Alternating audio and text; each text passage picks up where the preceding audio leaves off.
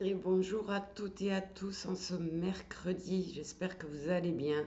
Aujourd'hui, nous allons parler du dégoût. Le dégoût.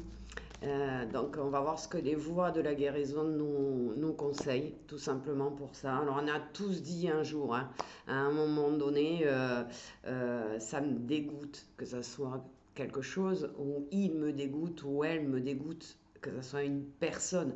Et quand on a éprouvé ce dégoût, ben, c'est un signal d'alarme en fait, qui va résulter, qui est oui résultant d'une non-écoute prolongée.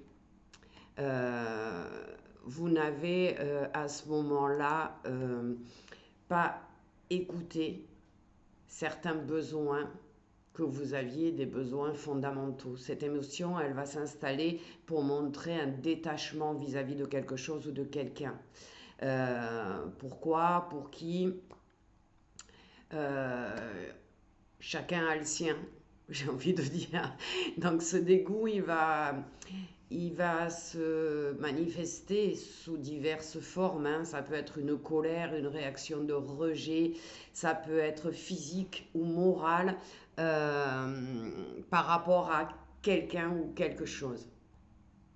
Ce dégoût, il va venir dévoiler une désillusion et une blessure profonde, qui va vous plonger pendant un certain temps dans une répulsion.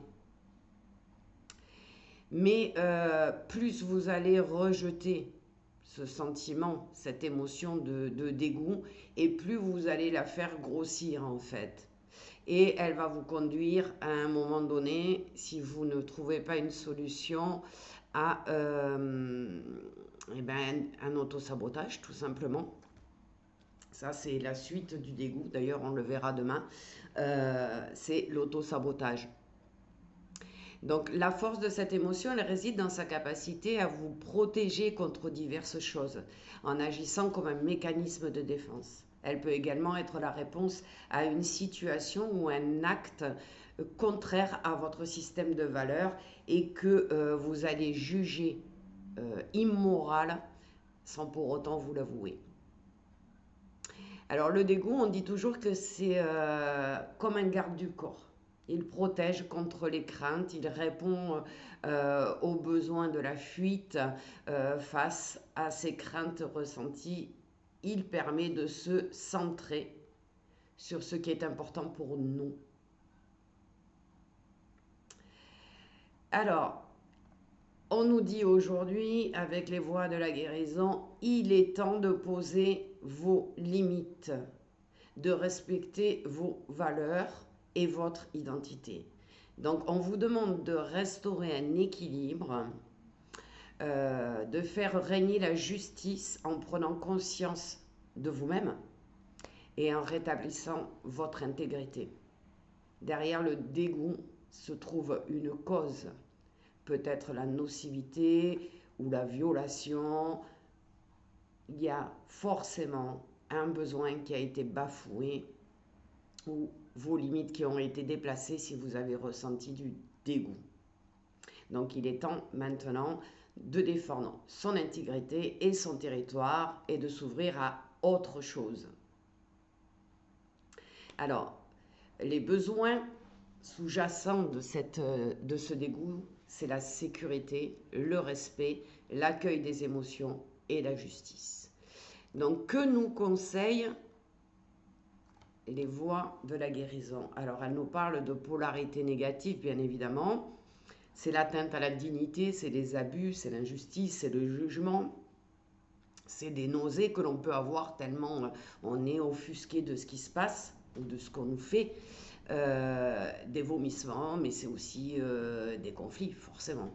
Donc, les conseils, on nous dit, ben, pour déprogrammer un dégoût qui est bien ancré en vous, on vous parle de thérapie ou psychothérapie, de l'hypnose, de la thérapie de désensibilisation et retraitement par les mouvements oculaires, ce qu'on appelle le EMDR, mais aussi de pratiquer l'art de l'expression, des techniques de libération émotionnelle comme l'EFT, de la relation d'aide. Donc tout ça, ça pourrait déraciner cette blessure de dégoût et alléger votre vie, vous permettre de retrouver goût à la vie, c'est le cas de le dire. Hein. Vous pourriez répéter l'affirmation « Je fais place à l'acceptation et à l'amour et je crée de l'espace en moi pour la paix et la compréhension ».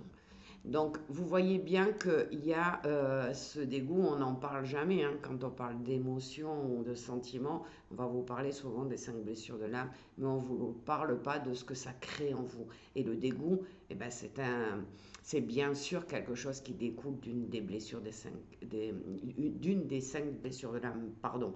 Quand on a été humilié, abusé, etc., eh bien, on a cette espèce de dégoût qui est en nous et qui va se réveiller,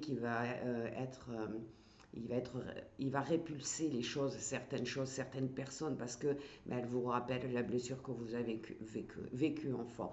Donc, je vous souhaite à tous et à toutes un bon mercredi. C'est le jour des enfants. Essayez de retrouver votre joie, de faire des choses qui vous plaisent, qui vous font plaisir. Et je vous dis à demain pour l'auto-sabotage. Belle journée à tous.